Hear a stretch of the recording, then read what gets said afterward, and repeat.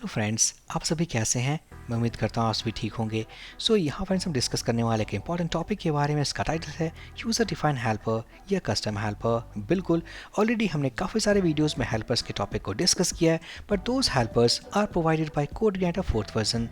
अब मान लेते हैं हमारे पास कोई ऐसा केस हो, कोई ऐसा सिचुएशन हो जहाँ क्रिएट करना हो अपना यूज़र डिफाइन कस्टम हेल्पर। तो किस तरीके से क्रिएट करें, क्या प्रोसेस होता है, किस तरह से डिफाइन करें, इन सारे कॉन्सेप्ट को हम इस वीडियो में डिस्कस करने वाले हैं। ये वीडियो मेरे पॉइंट ऑफ व्यू से काफ़ी इंपॉर्टेंट और इंटरेस्टिंग होगा। उससे पहले छोटी सी रिक्वेस्ट है, अगर आप इस चैनल पर नए हो, सब्सक्राइब नहीं किया है, फटाफट चैनल को सब्सक्राइब कर दीजिए। आपके सब्सक्राइब करने से मुझे प्यार और चैनल को सपोर्ट मिलता है। तो यहाँ फ्रेंड्स, एक कस्टम हेल्पर क्रिएट करने का जो प्रोसेस है वो काफ़ी सिंपल है।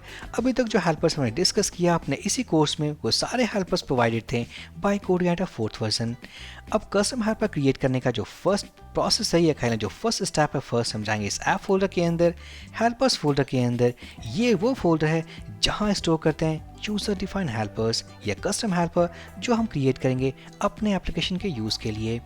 अब जो फर्स्ट क्वेश्चन है कि आखिरकार हम कस्टम हेल्पर क्रिएट करते हैं, तो मान लेते हैं कोई ऐसा केस हो, कोई ऐसा सिचुएशन हो जहां हम कुछ ऐसे फंक्शंस को मीन्स यूज़ करना चाहते हैं जो हमने क्रिएट किया हो अपने अकॉर्डिंग, अपने नीड के अकॉर्डिंग। तो उन सारे फंक्शंस को इट्स बेटर कि हम एक सेपरेट फाइल में डिफाइन करें और उन सारे फंक्शंस को वहाँ डिफाइन करने के बाद हम उनको ईजी तरीके से एक्सेस कर पाएँ, and this is possible using custom helpers. तो यहाँ फ्रेंड्स हम जाएंगे अपने ऐप फोल्डर के अंदर, हेल्पर्स के अंदर, और क्रिएट करेंगे अपना first file, and that will be our first custom helper. नाम रखने वाले हैं कस्टम हेल्पर .php। अब यहाँ इसके नेमिंग कन्वेंशन को थोड़ा ध्यान से देखें तो जो नेम हमने रखा है that is custom helper .php। तो यहाँ जो कस्टम है इट्स अ फाइल नेम, या कह सकते हैं इट्स अ हेल्पर नेम। साथ ही साथ अगर हम ध्यान दें तो हमारे पास एक और कीवर्ड ऐड है दैट इज _helper.php। रिमेंबर, अगर आपको कोई भी कस्टम हेल्पर क्रिएट करना हो अपने CI 4th वर्जन एप्लीकेशन को, तो फ्रेंड्स नाम के साथ आपको ये कीवर्ड ऐड करना होगा ताकि हम ये इन्फॉर्म कर सकें इस एप्लीकेशन को कि ये हेल्पर हमने क्रिएट किया है, this is user define helper. यहाँ पर ये जो नेम होने वाला है custom means helper name _helper.php। और अगर इस हेल्पर को लोड करना हो अपने इस एप्लीकेशन में बिफोर यूज़, तो हम जाएंगे, जैसा कि हमने डिस्कस किया, हमारे दो मेथड्स हैं, या तो हम कंट्रोलर स्पेसिफिक यूज़ करेंगे या बेस कंट्रोलर के अंदर जाएंगे और ग्लोबल तरीके से लोड करेंगे। यहाँ फ्रेंड्स यहाँ पेस्ट करने वाले हैं helper name called custom, that's it. एक बार हमने लोड कर दिया means custom which is a file name. Load करने के बाद इसके अंदर डिफाइन किए गए सारे फंक्शंस को हम इजी तरीके से अपने किसी भी कंट्रोलर क्लास के अंदर हम यूज़ कर पाएंगे। अब हम जाएंगे अपने इस कंट्रोलर क्लास के अंदर, PHP टैग डिफाइन करने वाले हैं क्योंकि इट्स अ PHP फाइल। तो फ्रेंड्स यहाँ हम एक फर्स्ट फंक्शन क्रिएट करने वाले हैं और उस फंक्शन का जो काम होने वाला है समथिंग लाइक दिस कि अगर हम कोई टेक्स्ट वैल्यू पास करें उसके अंदर समथिंग कॉल्ड दिस इज और सैम्पल वैल्यू, तो हम एक आउटपुट रिटर्न करेंगे अपने उस फंक्शन से, और वो आउटपुट कुछ इस तरीके से होगा लोअर केस में this is a sample value. तो कहने का मतलब है यहाँ हमारे पास एक स्ट्रिंग वैल्यू है या टेक्स्ट वैल्यू है, हमने उसे कन्वर्ट किया lower case into a slug value. अब यहाँ इस फंक्शन को हम क्रिएट करने वाले हैं अपने इस हेल्पर के अंदर ताकि उस फंक्शन को हम जहाँ कॉल करें वहाँ फ्रेंड्स इस पैटर्न में जो भी स्ट्रिंग हो हम उसे कन्वर्ट कर पाएँ अपने इस आउटपुट पैटर्न में। तो हम क्या करेंगे, यहाँ फंक्शन डिफाइन करने वाले हैं। फंक्शन लेट्स से स्लगीफाई के नेम से हम क्रिएट करने वाले हैं। इसके अंदर हम लेने वाले हैं एक टेक्स्ट वैल्यू, और यहाँ क्या करेंगे फर्स्ट, अगर हम स्टेप बाय स्टेप बात करें तो यहाँ पर इस स्ट्रिंग को कन्वर्ट करेंगे फर्स्ट लोअर केस में। ये होने वाला है स्ट्रिंग इक्वल्स टू, हम यूज़ करेंगे PHP function call str to lower, और यहाँ पास करने वाले हैं टेक्स्ट वैल्यू। तो यहाँ क्या होने वाला है, ये जो वैल्यू हमने इस फंक्शन को पास किया ऑटोमेटिकली लोअर केस में कन्वर्ट करने के बाद इसके अंदर स्टोर होने वाला है। उसके बाद हम क्या करेंगे, यहाँ फ्रेंड्स अगर हम देखें तो यहाँ पर ये जो स्पेस है रिमूव हो चुके हैं bye using this hyphen symbol.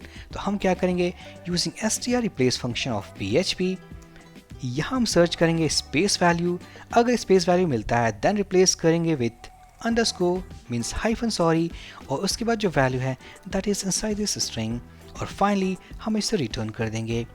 यहाँ पर इन दोनों लाइंस को मर्ज करके हम सिंगल लाइन में भी लिख सकते थे, but this is step by step. यहाँ पर हमने लोअर केस में कन्वर्ट किया एंड देन फाइनली हमने स्पेस को रिमूव किया by this hyphen symbol. Finally हमारा फर्स्ट फंक्शन कंप्लीट हो चुका है। हम जाएंगे अपने किसी भी कंट्रोलर क्लास के अंदर, for example this home.php, remember, before using this function आपको लोड करना है, तो हमने इस कस्टम हेल्पर को लोड कर दिया by using this custom inside this helpers array of this base controller.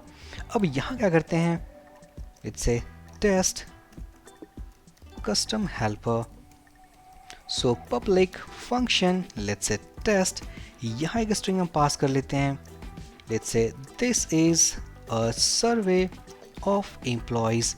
अब हम यहाँ क्या करते हैं, echo के बाद हम यूज़ करने वाले हैं अपने इस फंक्शन को कॉल slugify, जो कन्वर्ट करने वाला है टेक्स्ट वैल्यू को इनटू अ स्लग वैल्यू। हम पास करते हैं स्ट्रिंग वैल्यू।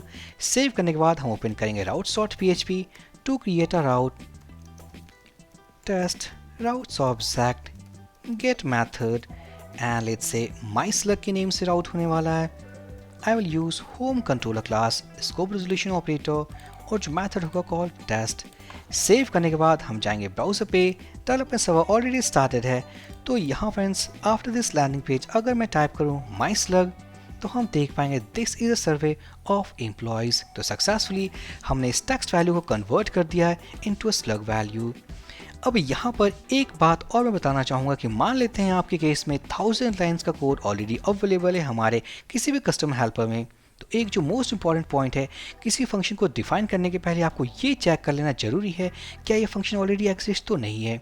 मान लेते हैं आपका कोई प्रोजेक्ट है, उस प्रोजेक्ट में मीन्स CI 4th वर्जन में उसमें पहले किसी डेवलपर ने काम किया हो, काफ़ी सारे उसने हेल्पर्स क्रिएट किया हो, मीन्स उस हेल्पर के अंदर काफ़ी सारे फंक्शंस को उसने क्रिएट किया हो।